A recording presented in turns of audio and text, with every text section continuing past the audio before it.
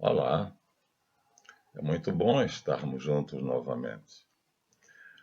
Desta feita, com o nosso Guia dos Perplexos, Aprendendo a Pensar 5, promessa feita, dívida contraída.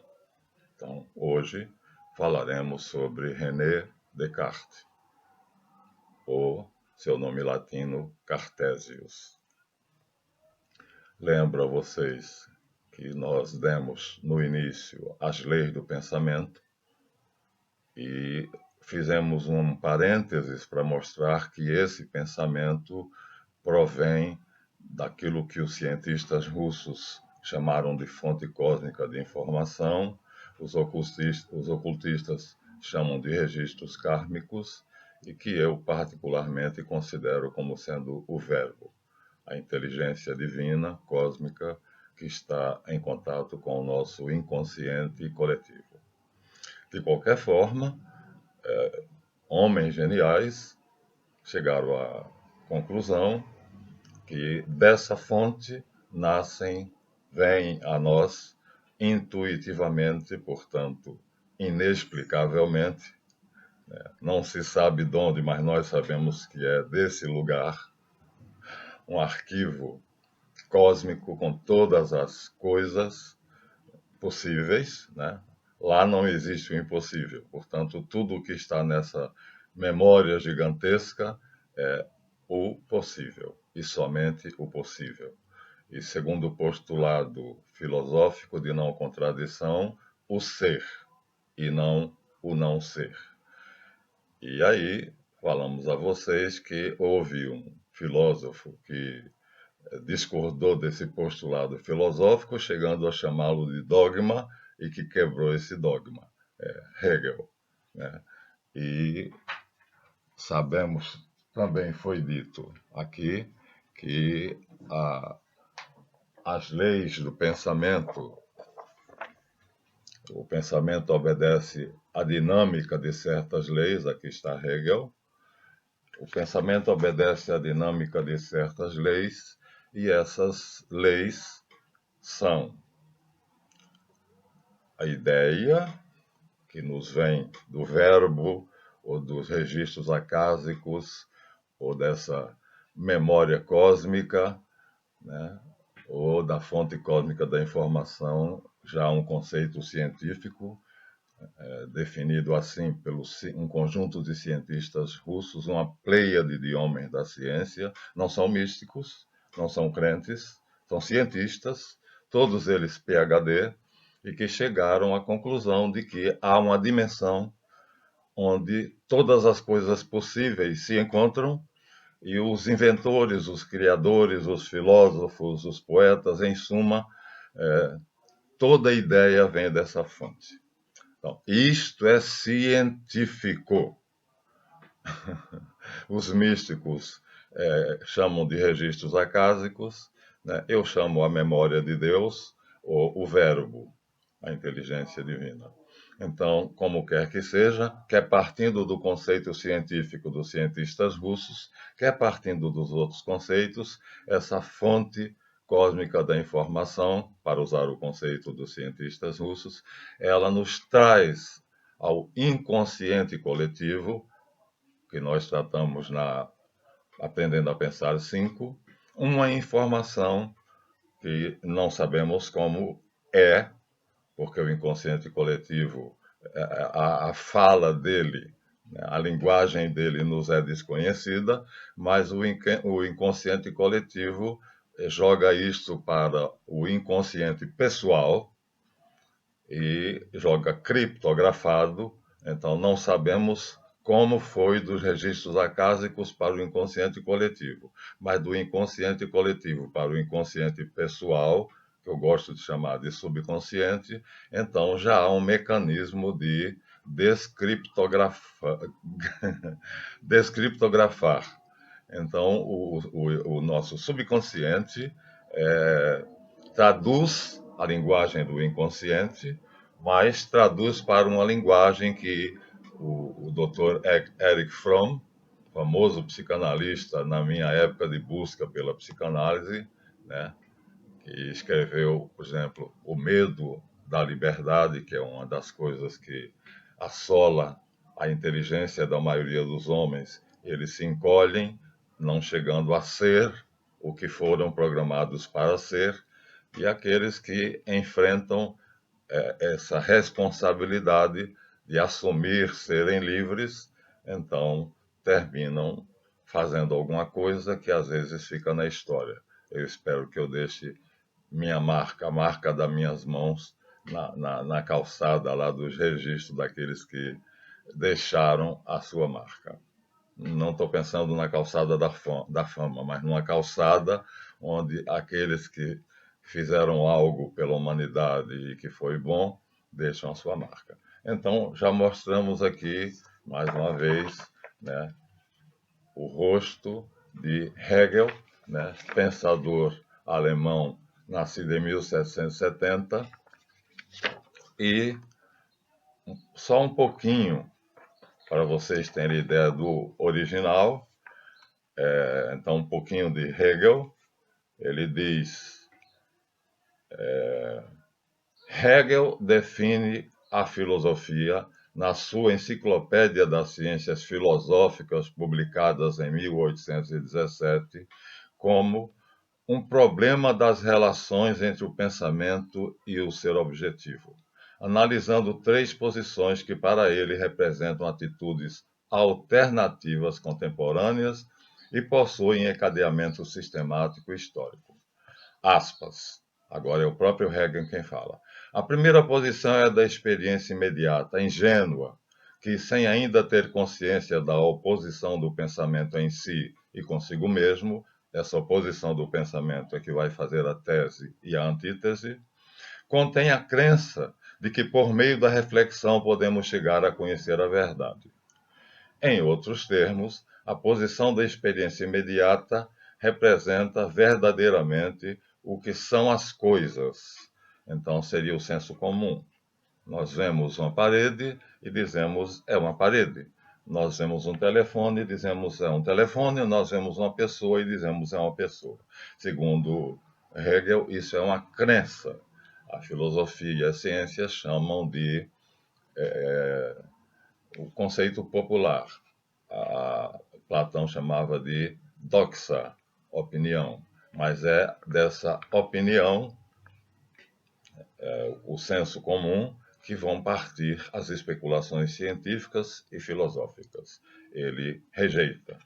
Hegel começa por rejeitar, porque diz que isso é mera crença.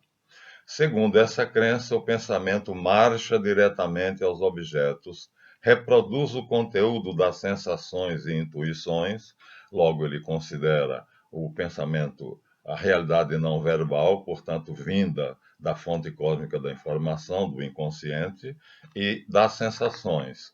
É aquilo que nós captamos, a informação que nós captamos pelos nossos cinco sentidos. Fazendo o conteúdo do pensamento, quer dizer, o objeto visto combinado com o que a respeito dele nós intuímos através do nosso subconsciente, dos símbolos e parassímbolos, e se mostra satisfeito consigo mesmo quanto a essa verdade. Isso é o que ocorre na maioria das pessoas, segundo Hegel. Essa posição, no entanto, acabou as aspas, fecham aspas. Então, isso foi o que Hegel concluiu, né? A maioria se contenta com achar que a verdade é aquilo que vê, pensa e sente. Mas, para ele, essa posição revela inconsciência de suas posições internas, podendo inclusive estar detida ante determinações finitas do próprio pensamento. Em suma, estaria paralisada em antíteses não resolvidas. Então, Hegel supõe que todos usam esse processo, que é a crença no que o que está vendo, sentindo e pensando é verdadeiro, mas que isto não é assim.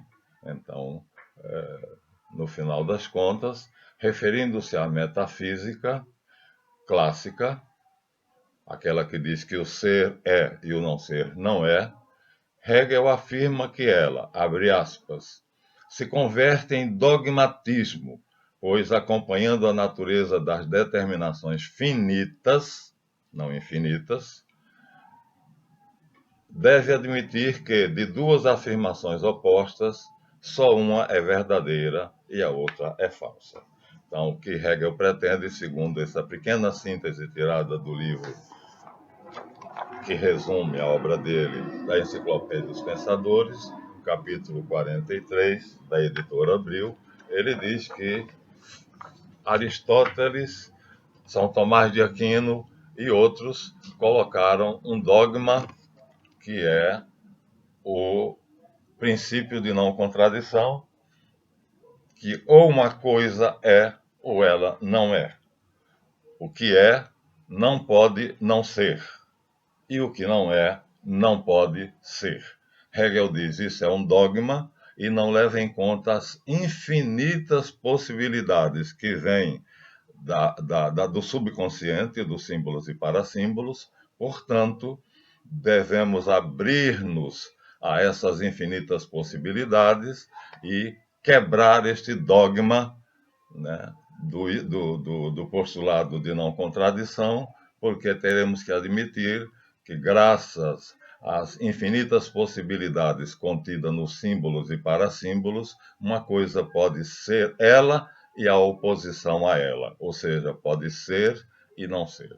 Como nós vimos antes, essa é toda a problemática que Hegel causa, explicada aqui no livro do professor Michele Federico Sciacca, que, analisando expressamente a filosofia de Hegel, ele sintetiza assim: está bem que Hegel diga que a dialética significa superar conservando, mas dialeticamente, conservar é resolver-se, segundo o termo criado por Hegel, ou já usado por Hegel, que significa também dissolver-se. O próprio termo alemão Aufgehoben, usado por Hegel, significa ao mesmo tempo conservado e destruído. Conservar destruindo e destruir conservando é, portanto, a essência da realidade. Conservar destruindo e destruir conservando. O termo em alemão é Aufgehoben. É evidente que não há mais possibilidade, como já dissemos, diz o professor Michele Federico, de conservar uma autonomia a nenhum indivíduo, seja humano, seja coisa, a um ser indivisível. Não por nada, Hegel mata a pessoa humana no Estado e na história. Os homens se conservam destruindo-se como indivíduos no Estado. E os Estados se conservam destruindo-se como Estados individualizados na história, quer dizer, no mundo. Matando depois definitivamente o eu absoluto. Pois, na filosofia hegeliana, não há lugar para o problema do homem como indivíduo. Ele critica e nega o filósofo do fato ou do real, negando o deve ser, o dever ser no ser. É, portanto, um filósofo da negação do concreto e da singularidade no absoluto, já que ele vai dizer que o ser se dissolve no não ser. Essa é a crítica a Hegel feita pelo professor de filosofia e filósofo Michele Federico Sciacca, italiano. Nós vimos aqui um trecho, hoje mostramos a vocês um trecho da filosofia de Hegel, com duas partes citadas do livro dele, que desde Aristóteles, passando por São Tomás e outros, criou-se esse dogma na ciência ao qual a filosofia está obrigada, que o ser é e o não ser não é. Portanto, o não ser não pode ser e o ser não pode não ser. São duas antinomias. Ele diz que este dogma impede a construção da liberdade do pensamento, de um pensamento livre, porquanto alimentado por uma fonte interna infinita que apresenta uma diversidade de possibilidades muito impensáveis, múltiplas, diante dessa dicotomia do ser e do não ser, terminando por concluir-se que devemos quebrar este dogma, o postulado da, da não contrariedade, de que o ser é o ser e o não ser é o não ser, portanto, o ser é e o não ser não é, e negando isso, ele, portanto, afirma que o ser é o não ser e o não ser é o ser. Então, cria uma filosofia em que, diferente da filosofia aristotélica, o princípio de contradição é quebrado, né? É colocado por ele como se fosse um dogma e um empecilho à própria natureza do pensamento livre. Assim, pensa um dos grandes pensadores da antiguidade, da nossa modernidade, já nascido em 1770. Hegel foi extremamente influenciado por René Descartes. René Descartes é anterior a ele, é um pensamento francês, é um pensador francês, e justamente todos esses grandes filósofos vão ser criticados por um filósofo e matemático chamado Bertrand Russell, fascículo 64 da enciclopédia Os Pensadores, pois Bertrand Russell diz: o método de análise lógica das teorias científicas e do discurso sobre as coisas ocupa lugar central na filosofia de Russell, articulando facetas epistemológicas, ou seja, relacionadas ao verdadeiro conhecimento, e metafísicas, subjetivas. Para Russell, tudo o que se conhece é obtido a partir de um contato direto, senso comum, com objetos, ou por construções lógicas, redutíveis em última instância a elementos que a razão nos dá diretamente. Então, Bertrand Russell diz: ou nós conhecemos uma coisa porque ela é, tem aqui um HD externo, então eu posso conhecê-lo vendo-o, sentindo-o, apalpando pela visão ou pelos sentidos, ele não emite som, portanto, é só pelo tato ou pela visão, ou então raciocinando sobre este aparelho, sobre este aparato, e chegando a uma conclusão metafísica, uma construção lógica do que seria aquilo. Então, filosofar sobre o HD seria conhecer o HD através do meu pensamento, que depois poderá ser expressado pela minha linguagem. Então, a análise lógica das teorias é, pois, ao mesmo tempo o discernimento das etapas e procedimentos que possibilitam a edificação de um sistema de conhecimentos, epistemologia, e um instrumento indispensável a toda investigação.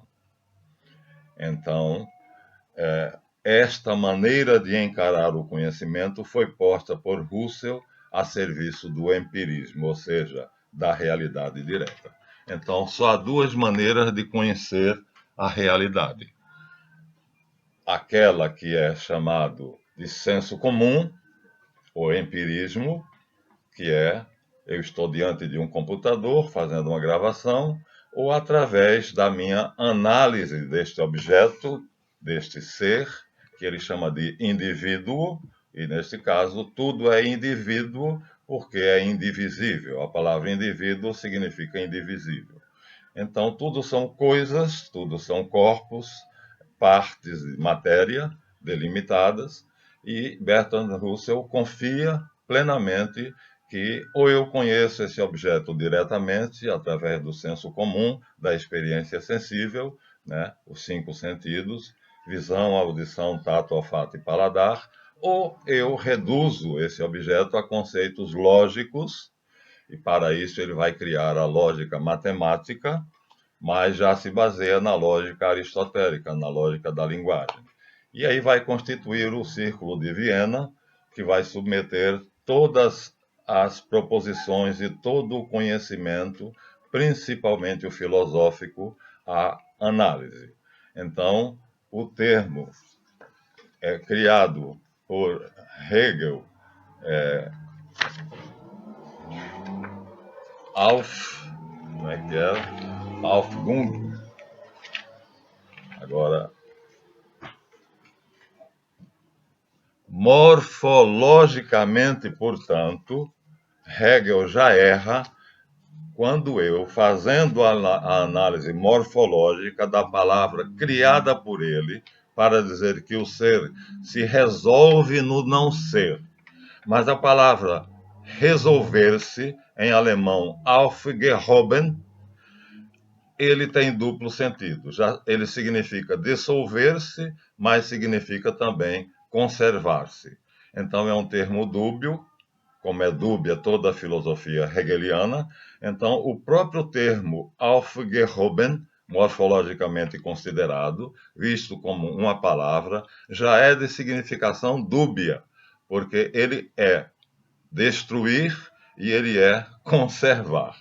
Então, vai ser, assim, já morfologicamente, Michel e Federico Sciacca, já fazendo a análise morfológica, que é uma das análises propostas pelo Círculo de Viena, a análise morfológica, a análise lógica, a análise lógica ou sintática e a lógica aristotélica, que é até postulado maior, postulado menor e conclusão, e finalmente a análise matemática, a lógica matemática. Então, só depois de se submeter a essas 4 análises é que podemos saber se um tipo de conhecimento é verdadeiro.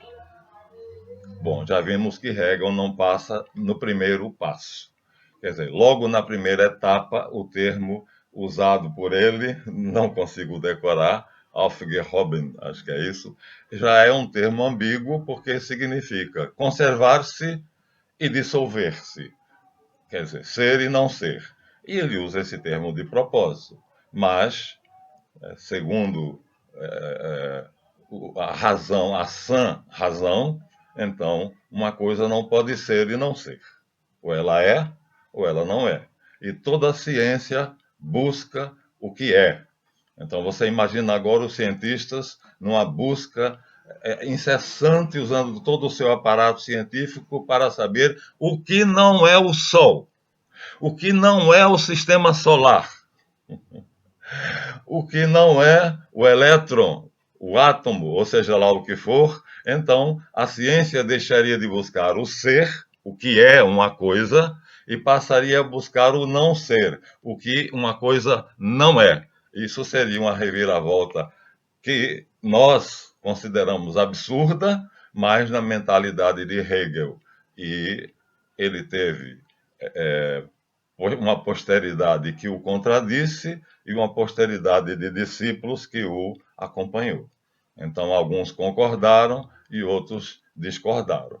Mas, no final das contas, Hegel mata o homem, porque ele é e não é, mata Deus, que Deus é sendo, então não é o ser, mata a própria metafísica, já que eu não posso confiar em nenhuma afirmação, porque ao mesmo tempo que ela é, ela também pode não ser. Então, não vai dar para ir adiante, então não chegaremos ainda a René Descartes, mas Hegel será influenciado muito pela metafísica de Descartes, que é o construtor da célebre e conhecida frase penso, logo existo. Aí está um erro imenso filosófico que não subsiste, não resiste às 4 análises de proposto pelo Círculo de Viena, propostas pelo Círculo de Viena, mas nós teremos que deixar para o nosso sétimo vídeo, porque esse sexto já estamos a 25 minutos e vamos então nos despedindo, agradecendo a vocês a paciência e a audiência. Até o próximo.